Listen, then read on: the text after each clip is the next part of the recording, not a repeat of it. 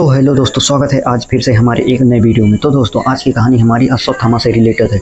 आखिर क्यों भगवान श्री कृष्ण ने अश्वत्थामा को श्राप दिया था। तो दोस्तों, आज हम अपनी अश्वत्थामा की कहानी को पढ़ेंगे। कहा जाता है कि अश्वत्थामा आज भी इस पृथ्वी लोक में जिंदा है। तो दोस्तों, क्या अश्वत्थामा आज भी इस पृथ्वी में जिंदा है? तो आज के वीडियो में हम जानेंगे। तो दोस्तों, अश्वत्थामा महाभारत के महत्वपूर्ण पात्रों में से एक है। वे द्रोणाचार्य और कृपाचार्य के पुत्र हैं। उनकी कहानी संघर्ष, प्रतिशोध और नैतिक दुविधाओं से भरी हुई है। यहाँ हम उनकी कथा के लिए कुछ प्रमुख पहलुओं को विस्तार से देखेंगे। उनके जन्म और प्रारंभिक जीवन की कहानी को हम सबसे पहले समझते हैं। अश्वत्थामा का जन्म एक दिव्य शक्ति के रूप में हुआ था। उनकी मां द्रौपदी ने द्रोणाचार्य से यह वरदान मांगा था कि उनके पुत्र महान योद्धा बने। बचपन से ही अश्वत्थामा ने युद्ध कौशल के दक्षिण हासिल की। वे अपने पिता के साथ कुरुक्षेत्र में अनेक युद्धों में भाग लेते रहे। कुरुक्षेत्र का युद्ध, महाभारत के युद्ध में अश्वत्थामा ने कौरवों की ओर से भाग लिया। वह अपने पिता द्रोणाचार्य की शिक्षाओं को याद करते हुए अपनी वीरता से कई योद्धाओं को पराजित करते हैं। लेकिन युद्ध का यह समय उनके लिए व्यक्तिगत और भावनात्मक संघर्ष का भी समय था। अब द्रोणाचार्य की मृत्यु के बारे में। युद्ध के दौरान द्रोणाचार्य की मृत्यु ने अश्वत्थामा को तोड़ दिया। उनका प्रतिशोध की भावना से भर जाना स्वाभाविक था। उन्होंने अपने पिता की मृत्यु का बदला लेने का निर्णय लिया और कौरवों के प्रति अपनी निष्ठा को और भी मजबूत किया।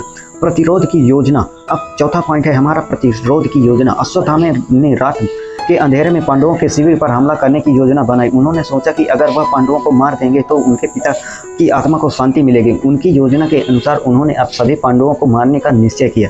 अब वह ब्रह्मास्त्र का प्रयोग करते हैं। चलो उस कहानी पर चलते हैं जहाँ पर अश्वत्थामा ने ब्रह्मास्त्र का प्रयोग किया था।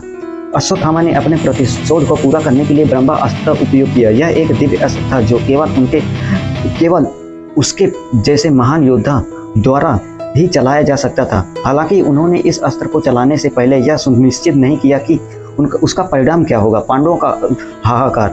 ब्रह्मास्त्र का उपयोग करने के बाद अश्वत्थामा ने पूरे शिविर में तबाही मचा दी। पांडवों के परिवार के कई सदस्य मारे गए। यह घटना के समय में एक गंभीर नैतिक संकट का कारण बनी।